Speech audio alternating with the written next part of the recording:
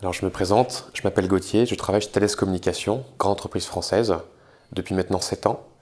Il y a 3-4 ans, avec quelques collaborateurs, amis, nous avons monté une démarche de création d'environnement entrepreneurial dans l'entreprise, soutenue par notre management, activité transverse, et de plus en plus nous avons nous-mêmes monté notre propre projet entrepreneurial.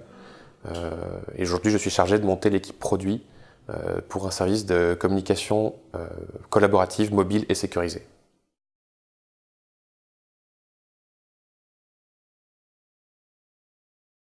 Alors pour anticiper les risques de rupture, il faut mettre son organisation à l'ère du numérique. Et ça, c'est d'abord investir sur la culture. Il faut passer par les gens puisque l'atout principal du numérique, c'est le fait de pouvoir créer de la valeur par les multiples interconnexions qui se créent entre des personnes qui a priori ne se connaissent pas et par l'alchimie qu'il peut y avoir de la combinaison de leurs expériences, de leurs idées, de leurs compétences respectives.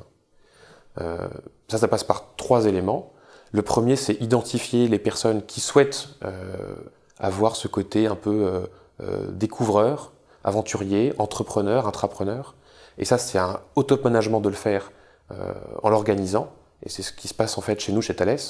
Deuxièmement, c'est apporter de l'éducation, de la méthode, des outils pour pouvoir se comporter comme des entrepreneurs à l'intérieur de l'organisation, avec les moyens de l'organisation qui sont très importants.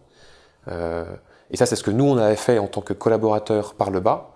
Et troisièmement, c'est le fait de passer à l'action pour légitimement pouvoir dégager du temps ou des moyens pour le faire.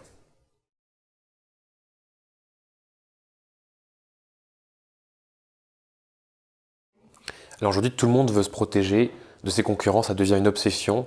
Et le problème, c'est qu'il y a un biais incroyable là-dedans. C'est plutôt que de créer une vraie valeur pour l'utilisateur, pour le client, c'est de s'accrocher en fait à suivre et à se démarquer petitement de ce que propose son concurrent. Aujourd'hui, c'est pas grave si ce qu'on fait, on a l'impression que ça existe déjà. Ça ne veut pas dire que parce que ça existe, on ne pourra pas faire mieux ou différent.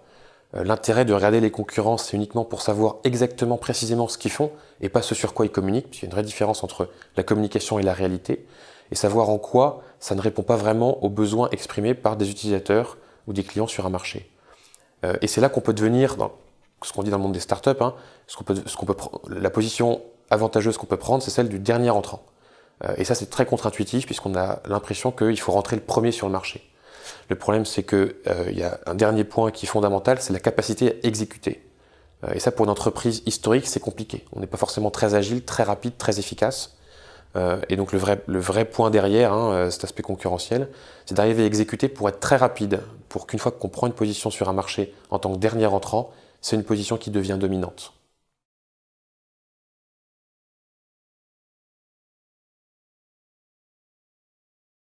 Alors pour impulser un souffle d'innovation dans son entreprise, euh, il faut commencer par s'intéresser aux motivations des gens. Pourquoi les gens participent à l'innovation?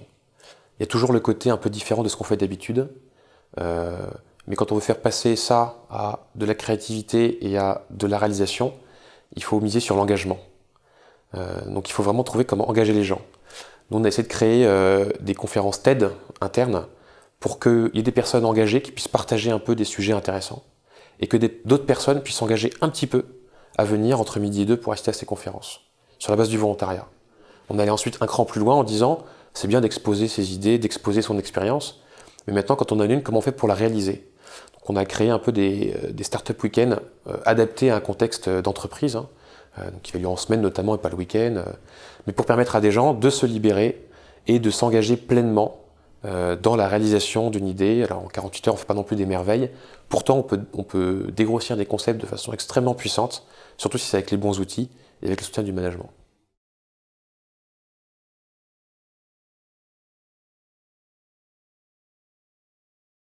Alors, pour dynamiser et favoriser l'innovation dans l'entreprise, il faut d'abord arrêter de se focaliser sur les idées et investir dessus. Une idée, ça prête à débat, ça fait perdre du temps en fait. C'est une façon de répondre à un problème.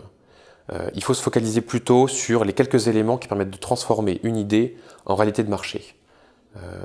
Et on peut les résumer, hein. Le premier, ça va être un contexte favorable, que ce soit en interne, évidemment aussi en externe dans l'organisation.